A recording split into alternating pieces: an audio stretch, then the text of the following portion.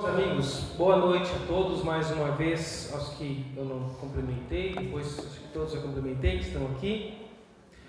Quem aqui nunca ouviu a expressão Sermão do Monte? Quem nunca ouviu a expressão Sermão do Monte? Todos, né? Todos aqui, ligados num ambiente muito cristão, já ouviram essa expressão. Essa expressão, Sermão do Monte, ela não é encontrada em nenhum lugar da Bíblia.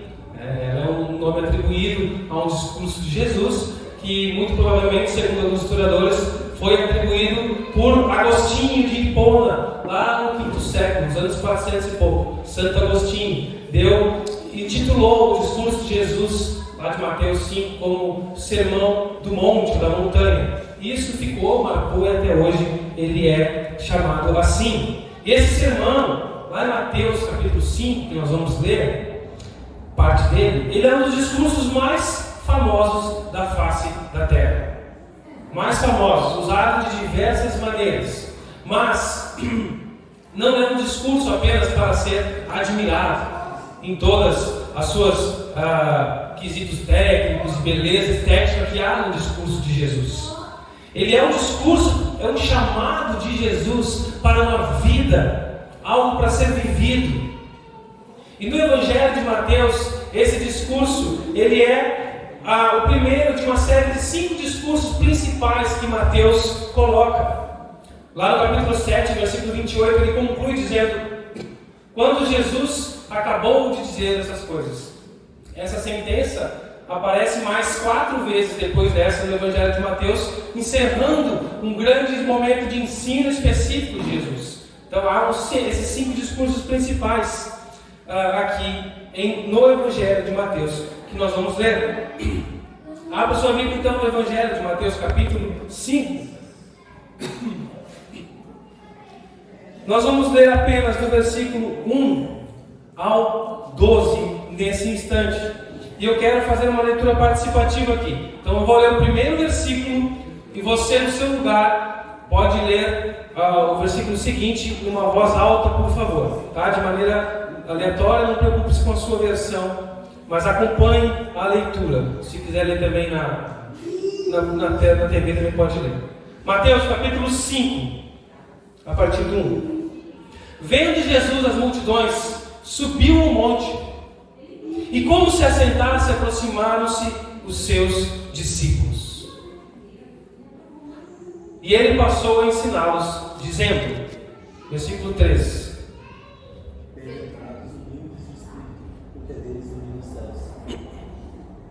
felizes as pessoas que choram, pois Deus as consolará. Felizes os humildes, pois herdarão a terra. Felizes os que têm fome e sede de justiça, pois serão saciados. Abençoados são os misericordiosos, porque eles obterão misericórdia. Bem-aventurados os limpos de coração, porque eles verão a Deus. Bem-aventurados os pacificadores, pois serão chamados filhos de Deus. Bem-aventurados os que sofrem perseguição por causa da justiça, porque eles é o reino dos céus. Felizes são vocês quando os insultam, perseguem e dizem todo tipo de calúnia contra você por serem seus seguidores. Alegrem-se e exultem, porque uma grande recompensa os espera no céu. E lembrem-se que os antigos profetas foram perseguidos da mesma forma. Ok. Até aqui. O Sermão do Monte começa aqui. Essa foi a introdução do sermão de Jesus. E de uma forma ou de outra, esse sermão e também os outros sermões em Mateus, grandes discursos de Jesus, eles lidam com o mesmo tema: o reino dos céus. Esse é o tema principal. A mensagem principal era: arrependei-vos, pois é chegado o reino dos céus. Essa é a mensagem cerne desses discursos.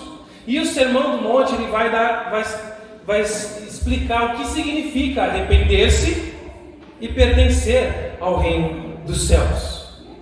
Uma nota importante, né? Você lê aqui reino dos céus, em outros evangelhos você vai ler reino de Deus. Por que essa diferença? Porque Mateus, assim como os judeus da sua época, evitavam usar o nome de Deus, usavam termos relativos para representar, para não usar o nome de Deus em vão. Então eles usam muito pouco, e é chamado reino dos céus aqui em Mateus, mas são termos intercambiáveis, mesmo significado dos outros evangelhos. O reino dos céus, o reino de Deus.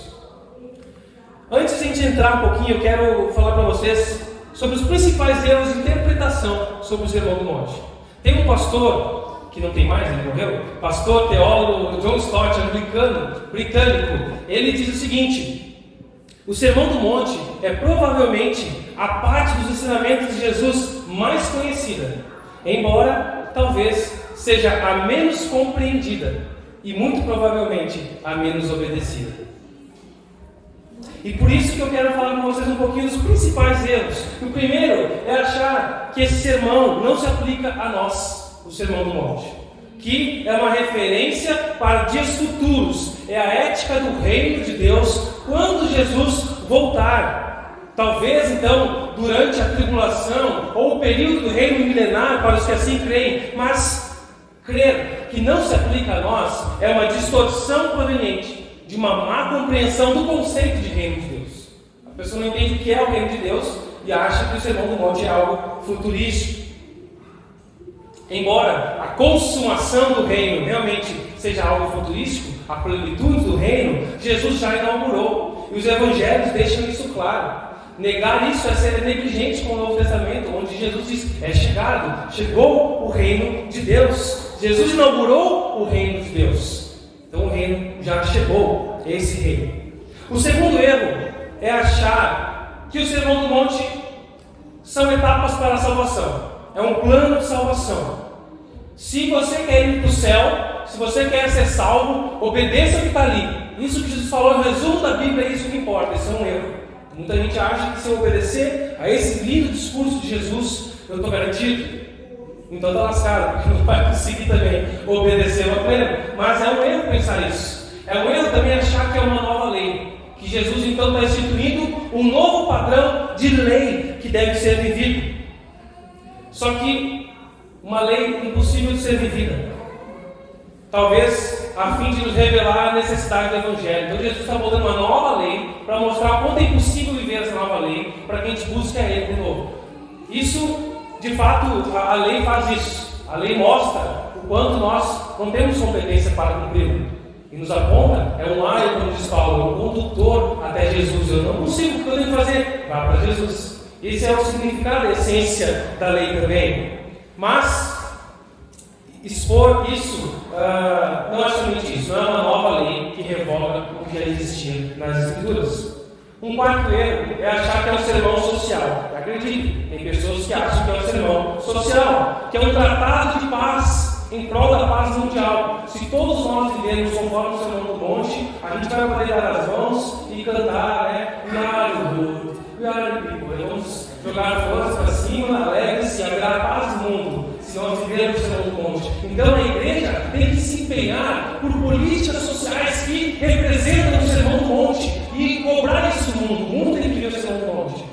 Não é bem por aí. Não significa um evangelho social, um sermão social. Óbvio que Jesus não é indiferente às necessidades sociais. Muito pelo contrário, ele fala muito disso. Jesus não é indiferente quanto à fome física e à pobreza material. Mas as bênçãos do seu reino não são principalmente econômicas.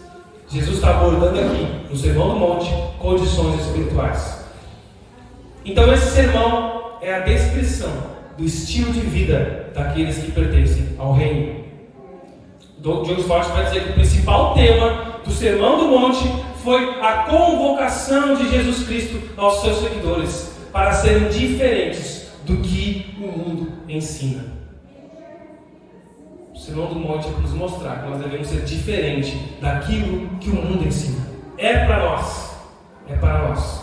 É para nós. Porém, muitas pessoas interpretam o Sermão do Monte de uma maneira muito pesada para gerar uma sensação de culpa para aqueles que não estão vivendo assim, como se fosse algo, está aqui o padrão, faça isso, se esforce para viver assim, se tu não conseguir, está ferrado, se esforça para viver isso aqui, recomponha-se e lute para viver o que Jesus falou.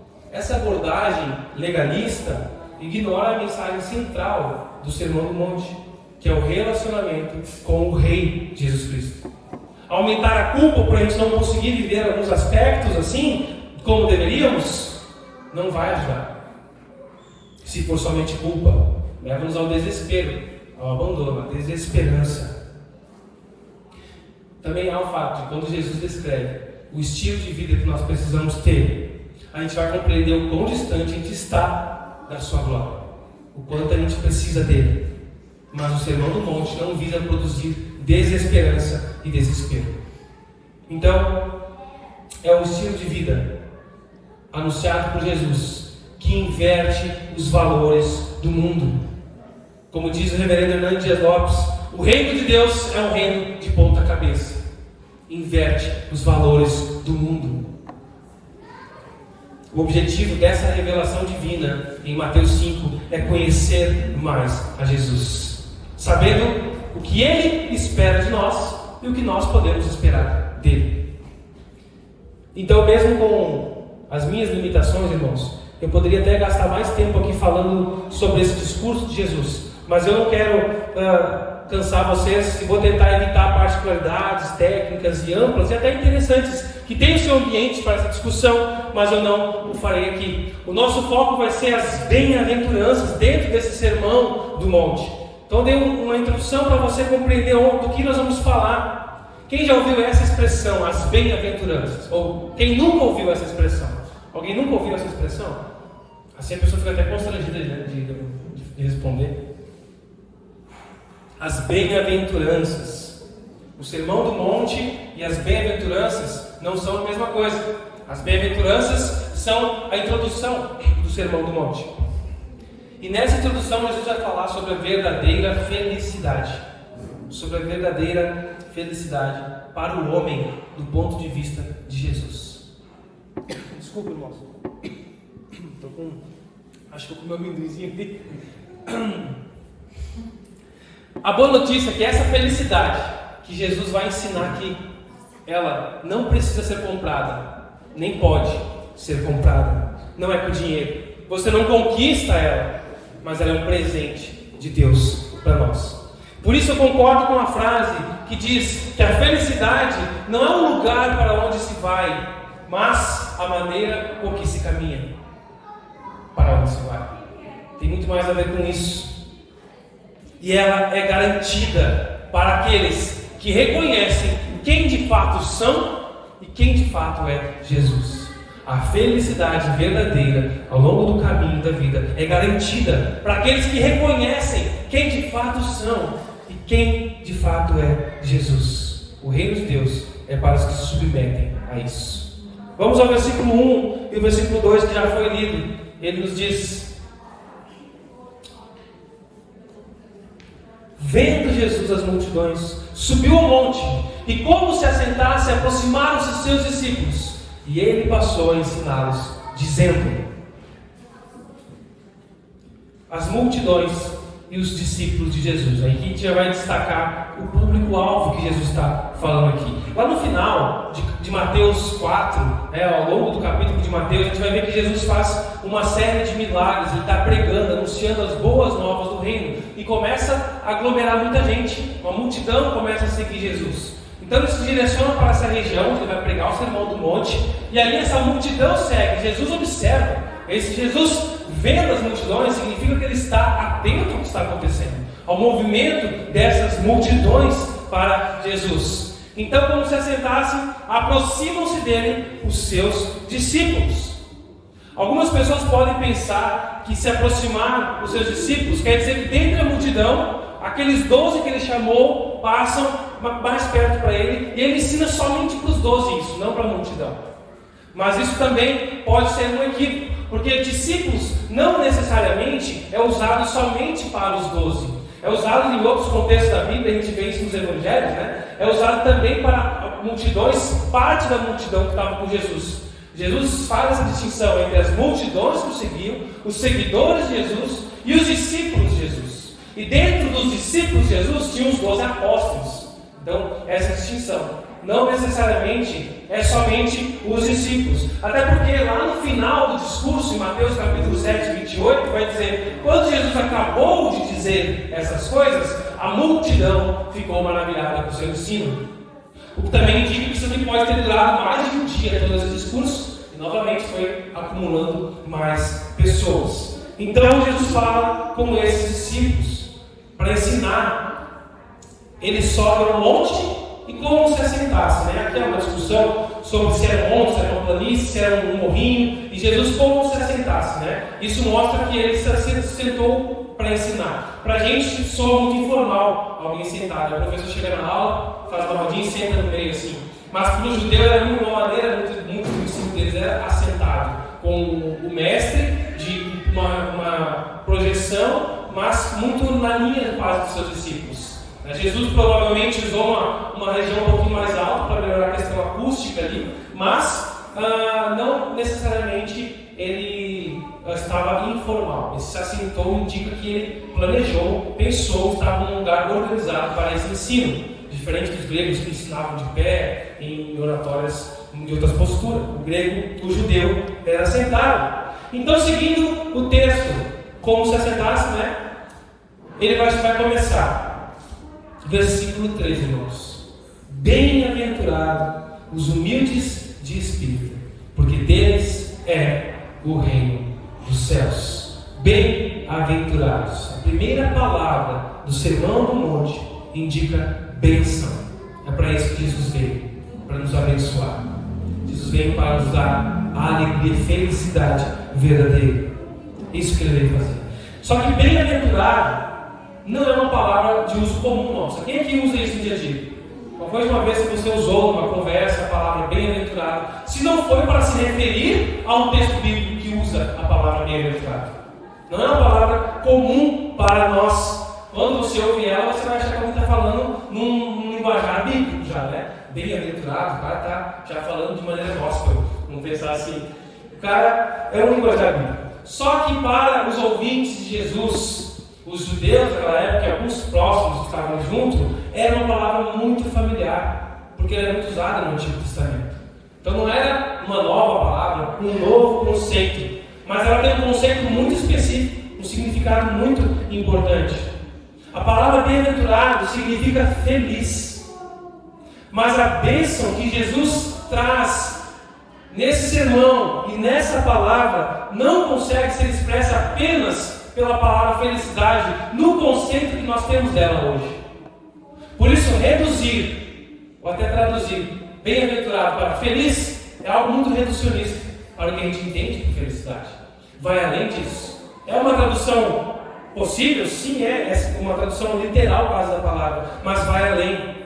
Ela pode ser traduzida por divinamente feliz. É uma felicidade diferenciada, que vem do divino. Ela pode ser traduzida por bênção, como foi lido aqui. Ela pode ser traduzida por afortunado. Muitos têm usado a tradução feliz. A minha Bíblia que eu uso mais vezes, a NVT, usa feliz. E não está errado, né? Mas o esforço para compreender o sentido de bem-aventurado como algo além da felicidade é algo que vale a pena e é mais adequado. Então, ser bem-aventurado significa basicamente ser abençoado, ser aprovado, ter aprovação. Quando Deus abençoa o homem, Ele está aprovando o homem. Quando Deus diz abençoado és, Deus está aprovando o homem. Quem é que tinha o hábito, o costume de pedir a bênção para os seus pais, avós, alguém? O pessoal mais ainda do sul, aqui na região sul-sudeste, tem que ser uma geração um pouquinho depois da minha. Mas quem era mais do norte, né, lá no Mato Grosso, quando eu ligo para minha avó ainda, né, é bênção, avó. A gente pede a bênção. Isso, pedir a bênção, é pedir a aprovação de vida. Eu te abençoo a tua vida. Eu aprovo a tua vida. Significa isso. Bem-aventurado és. Eu aprovo você. Quando Deus abençoa alguém, Ele está aprovando essa pessoa. Então é esse significado, é muito mais de aprovação, que traz essa felicidade. É uma felicidade, um bem-estar máximo. Sem sombra de dúvidas, um bem-aventurado é feliz, mas é mais que isso. É uma felicidade diferente de você achar uma nota de 50 reais na rua. Quem aqui já achou uma nota de 50 reais na rua? Alguém? Parênteses aqui. Eu achei uma vez em Camboriú. Eu era adolescente, achei uma nota de R$50, cara, na rua assim. Eu ergui, fiquei bem parceiro, mostrei pro meu primo que estava na frente, olha aqui, achei. Aí tinha uns argentinos sentados assim do lado, o cara começou a falar todo enrolado, não entendia nada, ele, é meu, o adolescente sentado, entreguei pro cara e saí. Até hoje eu não sei se esse cara não logrou um adolescente. Eu ia gastar tudo no fliperama mesmo, então. Mas ok, a felicidade de um bem-aventurado é muito mais do que uma alegria momentânea. Uma felicidade divina. Uma aprovação. Alguém aprovado, alguém agraciado. E como esse universo que nós vivemos aqui é criado por Deus, nada melhor do que ser aprovado pelo Criador do universo para viver no universo dele. É isso que nos dá essa alegria. Não pode haver bênção maior do que ser aprovado pelo Criador. Como ser aprovado pelo Criador? A pergunta que fica para nós já aqui é: de quem é a bênção que você busca? De quem é a aprovação que você está buscando hoje? No que você gasta a sua vida, seus recursos, seu labor, seu suor, seus pensamentos para ter a aprovação de quem? De uma sociedade? De uma cultura? Para que as pessoas da sua cidade olhem para você e digam como ela é feliz? Que Deus possa olhar para nós e dizer bem-aventurado és, e não sejamos influenciados pela nossa cultura. O texto continua e nos diz: bem-aventurados são os humildes de espírito. O que é a humildade no espírito? O que é a humildade no espírito? Ou, como outras versões trazem, pobre de espírito. Não há dúvidas, irmãos, de que isso aqui não significa privação financeira. Não é pobreza material. Não é necessidade material. Algumas pessoas interpretaram assim ao longo da história da igreja e fizeram grandes movimentos de pobreza voluntária, achando que assim que deveria se viver para ser um bem-aventurado. Só que você pobre, você deixa de ser um abençoado que pode abençoar o pobre, que Jesus nos ensina tanto a cuidar dos pobres. Como eu, pobre, vou cuidar do pobre só dando um abraço? Então, não significa isso, até pelo contexto todo que Jesus está falando do seu reino. É um equívoco achar isso. Não é sobre bens materiais que Jesus está falando. Também não é medo, covardia, uma autoimagem negativa. Uma pessoa que é tão coitadinha, assim, pobre de espírito. Não é esse entendimento que Jesus traz aqui. Não é baixa estima. Não é disso que ele está falando. Não é você achar que é insignificante ou sem nenhum valor pessoal, porque isso não é verdade. Não é baixa estima. O pastor Hernandes Lopes explica que há duas palavras no grego para pobres na Bíblia, no Novo Testamento, usada. Uma delas é usada para descrever um homem que precisa trabalhar para ganhar a vida. Uma pessoa, a Bíblia usa uma palavra que é traduzida como pobre para uma pessoa que precisa trabalhar e que tem como trabalhar para ganhar vida. Ele não tem nada supérfluo, não consegue realizar nenhum projeto de vida, não consegue dar nenhum passo maior do que o básico. Ele trabalha para sobreviver, mas ele sobrevive. Ele é alguém necessitado, mas não passa na miséria. A outra palavra que o grego usa para pobre, que é a mais usada na Bíblia, é alguém que vive realmente na miséria. De uma pessoa extremamente necessitada, que não tem nada e precisa mendigar. Nós temos pobres aqui? Você precisa mendigar para jantar hoje? Você precisa mendigar para o almoço de hoje? É nesse sentido. Alguém que não quer. Se eu não pedir, se eu não ganhar, se eu não mendigar, eu não tenho como comer. Já estou há dias sem comer. Esse sentido. Essa palavra que Jesus usou aqui. Bem-aventurados os pobres de espírito, os miseráveis que não têm nada. É isso que ele vai usar que nós vamos explorar. Porque a primeira característica das bem-aventuranças, da verdadeira felicidade, é a pobreza de espírito. O reconhecimento pessoal da sua falência espiritual. Feliz é a pessoa que chega diante de Deus sem nada para argumentar. Feliz, bem-aventurado, aprovado é aquele que chega diante de Deus sem nada para apresentar como crédito. Está Está aqui, Senhor, tudo que eu fiz por Ti. Miserável, você achar que tem algo para oferecer para Deus.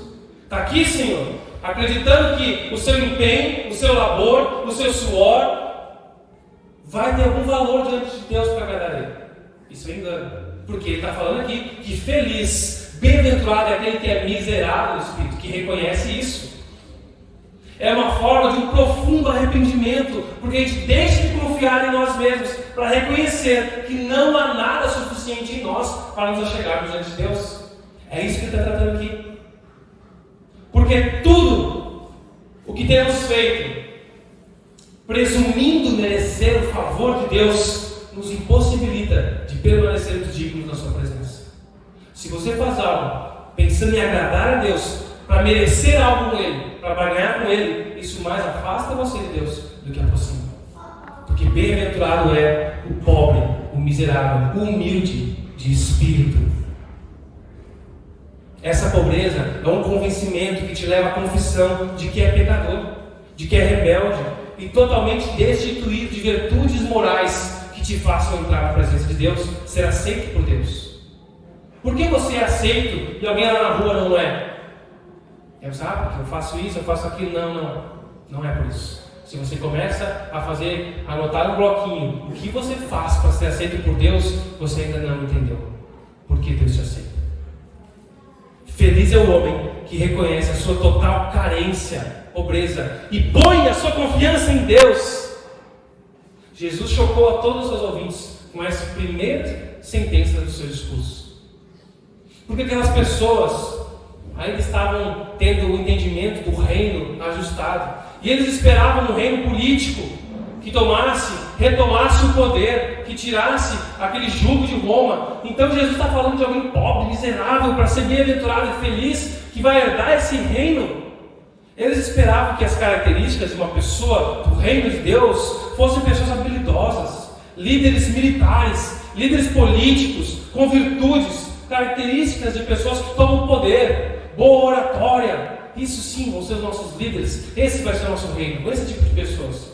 Mas Jesus começa invertendo. Por isso que o reino de Deus é o reino de ponta cabeça. Ele inverte os valores do mundo. Não é da maneira que vocês estão entendendo e pensando. É o pobre, o que reconhece que nada do que a gente faz é digno de estar diante de Deus, para ser aceito por Deus por causa do que a gente faz.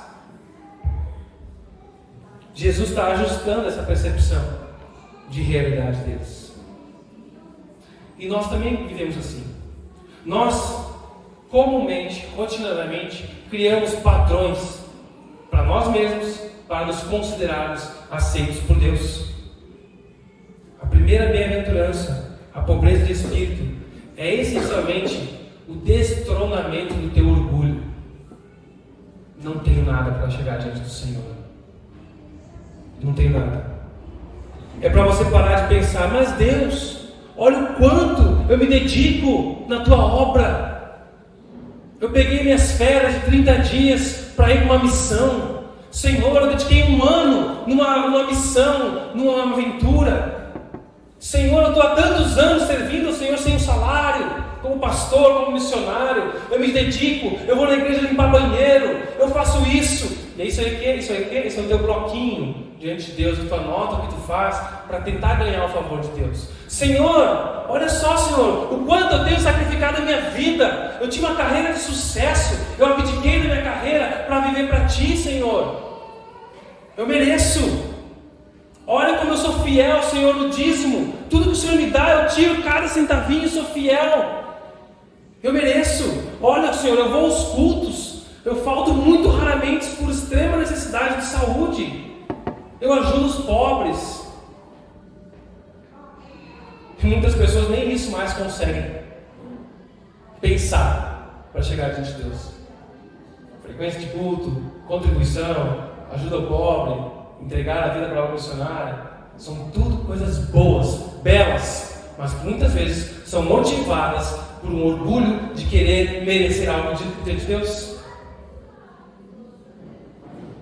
Nós precisamos olhar o padrão de Deus e reconhecer que jamais poderemos alcançar o padrão de Deus sendo quem somos, se nós não formos reavivados pelo Seu Espírito Santo, se nós não formos transformados transformados pelo Espírito Santo de Deus, não há nada em nós de valor diante de Deus, moral, para nós chegarmos diante de Deus.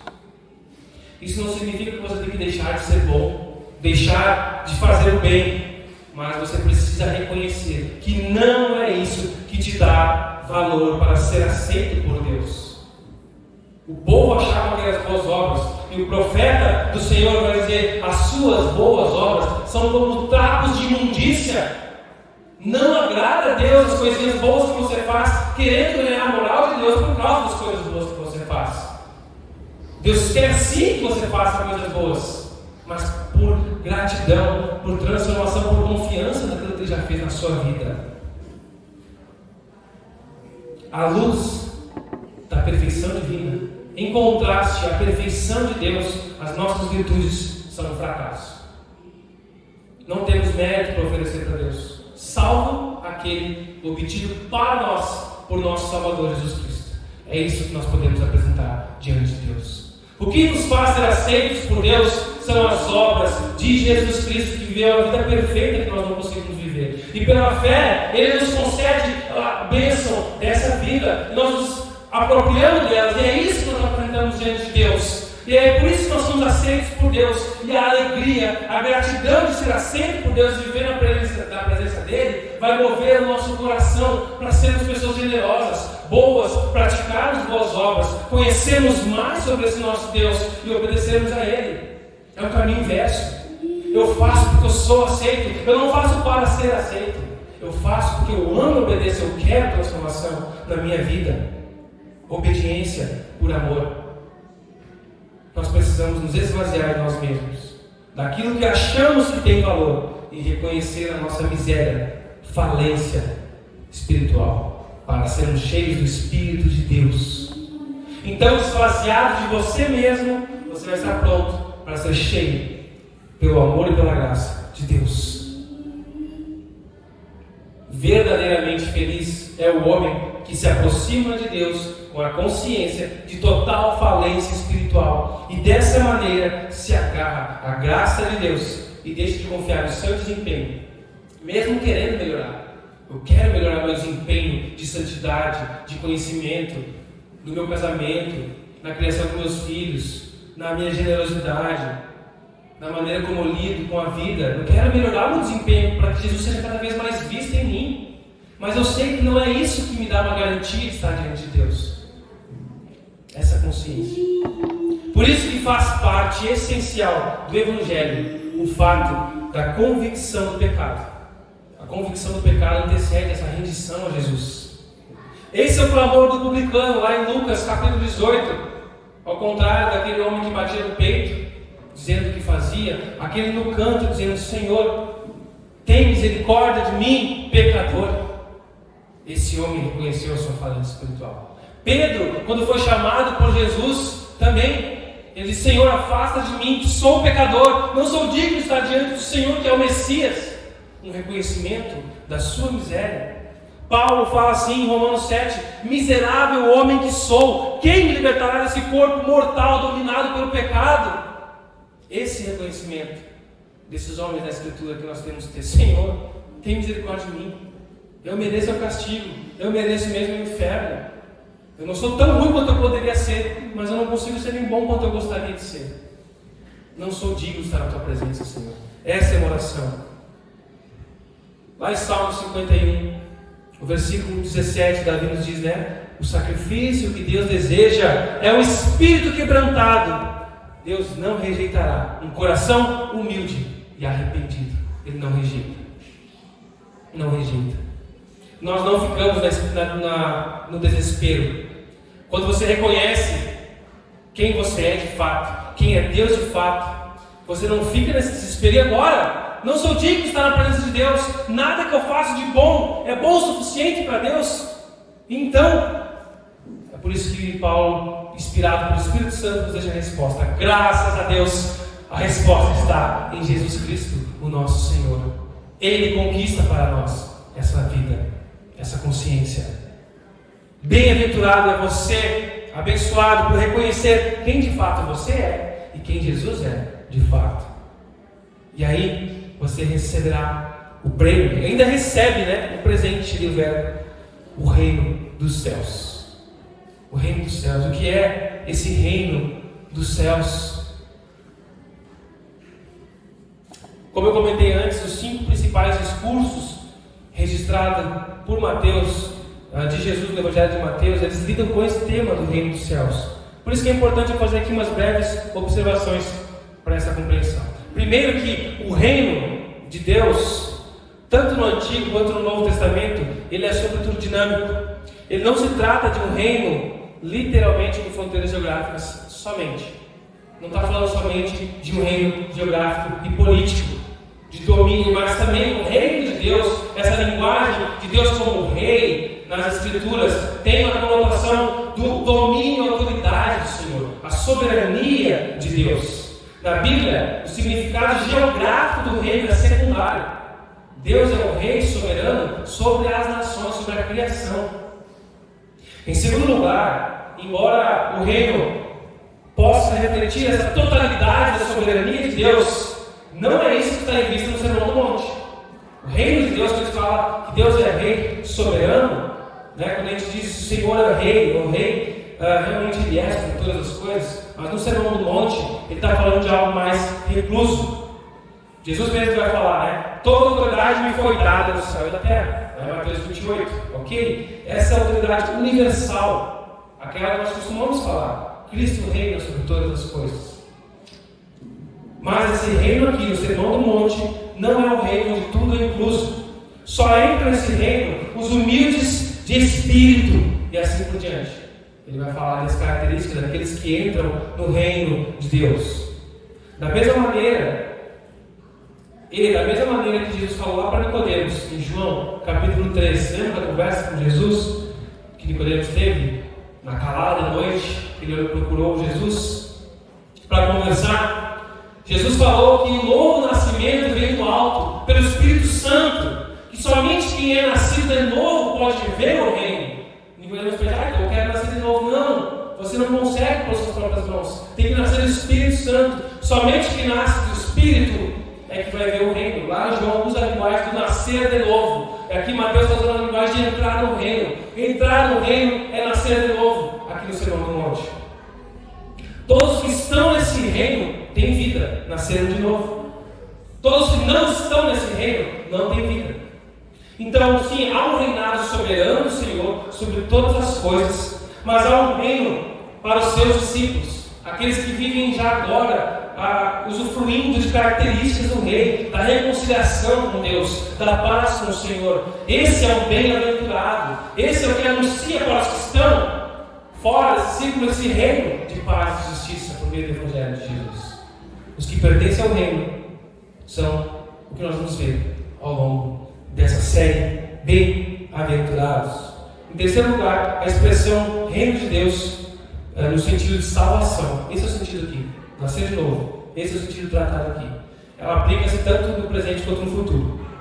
É aquela linguagem que o reino de Deus já começou, mas ainda se consumará. Já começou, mas ainda não está consumado. Ainda temos mais aspectos do reino a se cumprir. Será uma renovação da vida, um novo universo, uma proporção tão magnífica, essa renovação, que a única expressão adequada para esse momento é o que a Bíblia chama de novos céus e nova terra. Mas em 2 Pedro, capítulo 13, versículo 13, todavia, de acordo com a sua promessa, nós esperamos novos céus e nova terra, onde habita justiça. Ali sim, não haverá mais mal, não haverá mais dor, não haverá mais sofrimento nesse novo reino pleno que está para vir. Enquanto nós anunciamos esse reino, aguardamos a sua consumação, usufruindo do cuidado de Deus aqui, que é rei sobre a minha e a sua vida, que te dá paz, que dá desfrute do rei e do reino. Concluindo, meus irmãos, essa pobreza de espírito, essa consciência de quem somos de fato e quem Jesus é de fato. Uma pessoa pobre de espírito não é alguém que fala muito sobre ele mesmo, sobre o que eu tenho a oferecer, sobre o que eu fiz, sobre o que eu faço, mas é alguém que fala sobre o seu Salvador, sobre o que o seu Salvador fez, sobre o que o seu Salvador faz na sua vida. E como isso influencia o meu dia a dia? Como isso, além de influenciar a minha eternidade, minha alma, como isso faz sentido no meu dia a dia? O meu casamento. Um cônjuge pobre de espírito. O que é um cônjuge pobre de espírito? É alguém que não se posiciona como um merecedor. É alguém que não se posiciona com exigências. Eu mereço isso, eu preciso disso, eu quero isso. Mas é alguém que se posiciona como um doador em amor pelo cônjuge. Entendendo que o seu cônjuge é um presente de Deus. É graça de Deus sobre a sua vida. Mesmo sem você merecer. Deus é bondoso. Um orgulhoso pensa, talvez até fala para o seu cônjuge: você não sabe com quantas pessoas eu poderia estar casado. Quantas pessoas, outras pessoas que me desejavam. Logo eu fui casar com você. Nossa, chegar nesse ponto de falar isso tá feia a coisa, né? Mas talvez já pensou nisso. Uma pessoa orgulhosa pensa assim: eu poderia ter casado com outros. O que ela está fazendo? Ela está se colocando como melhor. Eu sou alguém maior. Você não me merece. Algo assim. Um cônjuge orgulhoso pensa assim. Ou um cônjuge orgulhoso pensa: eu mereço que você me trate assim. Eu mereço porque eu boto comida nessa mesa aqui, então você precisa me tratar assim. Esse é o pensamento de alguém que não é pobre de espírito e que se doe ao amor. Não há nada em mim que faça merecer. É graça do Senhor. Como Deus foi gracioso comigo. Como isso faz diferença na igreja? Ser pobre de espírito na comunhão com os irmãos. O humilde não faz exigências. Não se considera merecedor. Não, tem que ser assim, pastor. Não, tem que ser assado. Tem que ser porque é assim que tem que ser. Eu sempre quis desse jeito. Não se coloca assim. Mas como um doador. Em amor, eu estou aqui para servir ao reino de Deus. Por graça, porque Ele me alcançou com o seu amor. Eu quero servir por gratidão, sabendo que é um privilégio fazer parte da comunhão dos cidadãos do reino. O orgulhoso pensa: cansei de servir lá, só eu que me esforço, sou só eu que me dedico, só eu que me empenho, ninguém faz mais nada. O pastor insiste, chega lá, só vai eu e mais um, e o resto ninguém fala, ninguém nem responde as mensagens. Então, desabafando aí. E aí tem gente que pensa assim. Esse é o pensamento do orgulhoso. Tem gente que não faz nada. Vou deixar para os outros fazerem, sempre eu já fiz demais. Ah é? Então cadê a tua cadernetinha ali do que você fez? A gente não anda com essa caderneta no bolso, mas às vezes a gente deixa ela guardada ali na gaveta do coração. A gente anota: hoje eu fui lá ver a igreja, hoje eu fui lá e trabalhei, hoje eu estou o dia inteiro ensaiando aqui. Vamos ver as outras pessoas criticar. Hoje a gente começa. Gastei um dia aqui. Isso acontece comigo, irmãos. Vou deixar para confessar um outro momento. Outras coisas. Mas acontece, eu tenho dado a isso também. Achar que sou merecedor de algo, que tenho algo de valor para apresentar diante de Deus. Talvez você tenha pensado assim. Talvez você não pense assim porque nem isso faz. Mas talvez pense. Somos tentados a pensar que somos melhores, que precisamos de reconhecimento e valorização. Servir na igreja de Jesus é um baita privilégio que Ele nos dá. É uma alegria. É uma alegria, um privilégio. Isso faz diferença nos seus relacionamentos interpessoais. A pessoa humilde de espírito recebe correção com mansidão, considerando que a crítica do outro pode ser verdadeira. Afinal, eu sou pecador. Eu já não venho me defendendo, explicando quando uma pessoa me acusa, quando uma pessoa me faz uma crítica. Eu venho me justificando. Não, mas isso foi porque isso, aquele dia isso, mas aconteceu isso, mas tu não sabia daquilo. A gente enche de justificativas. Cara, considere a crítica. Você é pecador. Pode ser errada a crítica. Pode que a pessoa critica não conhecer todo o cenário, todo o contexto que está acontecendo. Mas considere, seja humilde, receba, ore, pense sobre ela com mansidão. Não tente arranjar desculpas para você e para os outros. Uma pessoa que fica arranjando desculpas para as críticas é porque a sua fonte de confiança está sendo ameaçada. Ela confia tanto no que ela faz, em quem ela é, que quando criticam, ela se vê abalada. Não vai. Essa crítica vai abalar a minha imagem, a minha identidade está nisso. Não pense nisso. Mas é assim. Se você é abalado pelas críticas, você está confiando demais naquilo que você faz. E aí você se sente ameaçado. Por aí vai, irmãos. O pobre de espírito fala mais sobre o seu Salvador do que sobre o que ele mesmo faz. Será que você acha que a verdadeira felicidade, a bem-aventurança, a bênção deve ser encontrada em outro lugar ou em outras coisas que não no seu Criador? Será que você tem buscado bênção e aprovação em outros lugares?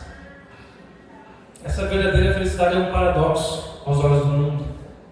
Tem um comentarista bíblico que diz que essa bem-aventurança da pobreza, a primeira, ela revela o vazio do mundo.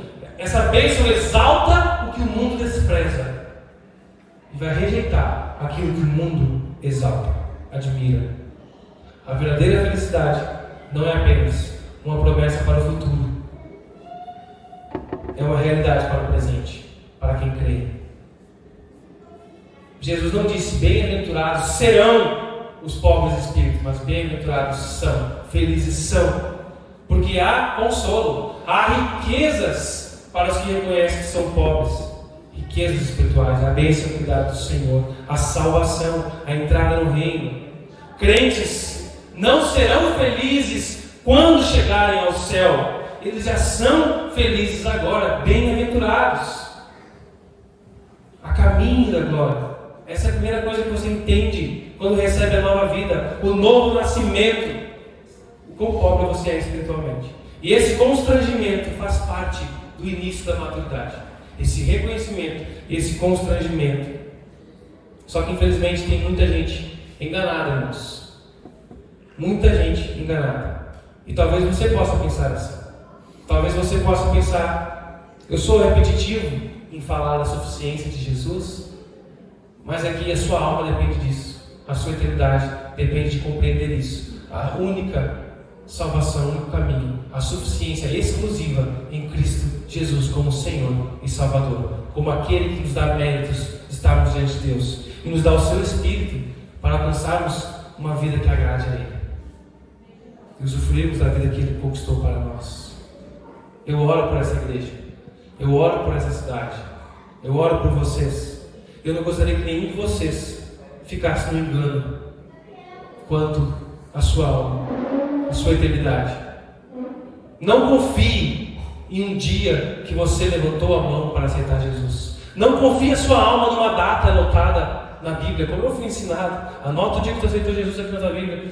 E como se, por que tu vai chegar no céu? Deus vai dizer assim: por que tu vai entrar aqui? Por que tu merece estar aqui? Não, está aqui, Deus, eu levantei aqui, teve um culto lá que eu levantei a mão e eu disse que eu aceito o Senhor.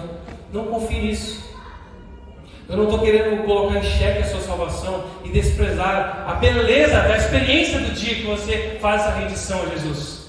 Mas não se resume a esse ato, resume a consciência do que significa isso, de quem você é de fato e quem é Jesus.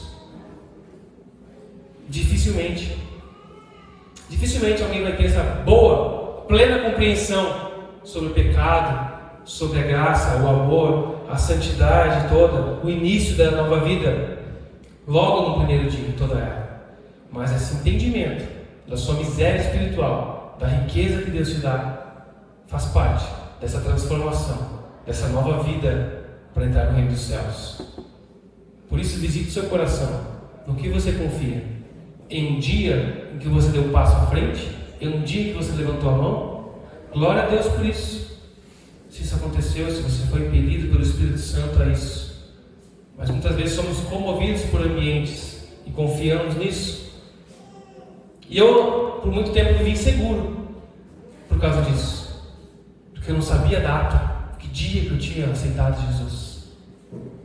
E aí eu fiz um dia isso, eu criei um dia para isso. Realmente, com culto, eu fiz isso, anotei na minha Bíblia. E quando eu ficava com insegurança quanto à minha salvação, eu dizia: não, mas está aqui, um dia eu me entreguei. Miserável homem que sou, coloquei minha confiança numa página, numa data. Minha confiança está em Jesus Cristo. Isso vem com um processo de maturidade. Eu quero ser um instrumento do Senhor para isso, na sua vida. Não estou aqui para desanimar vocês, estou aqui para colocar em xeque a sua experiência com Deus, mas para você avaliar quanto você tem amadurecido. Isso é algo que é pouco dito em muitas igrejas, ou é pouco dito em poucas igrejas. Você não vai ouvir isso, isso afasta as pessoas. Mas o meu compromisso é com o Senhor que me colocou aqui, com a palavra dele, que diz que bem-aventurado, felizes de fato, quem vai usufruir da nova vida no reino, são aqueles que reconhecem que são pobres espiritualmente e confiam no Senhor para estar diante dele. Não aquele que confia na sua devoção, enquanto as horas ora, numa página que anotou, na igreja que vai, na doutrina que acredita, na denominação que frequenta, no lugar que vai, quantas vezes. Não é isso. Essas coisas são bênçãos e fazem parte da nova vida, mas não é nisso que confiamos. Confiamos em Jesus, reconhecendo quem Ele é de fato e quem nós somos, irmãos. Abra os seus olhos, confie em Jesus. Aceitar a Jesus, entre aspas, ou tomar cuidado, pode ser uma cilada na sua vida. Quantas pessoas, eu já conversei com pessoas fora da igreja por anos, que confiavam, que não, porque um dia eu aceitei Jesus. Isso acontece com as nossas crianças. Nós temos que cuidar para ensinar o Evangelho pleno.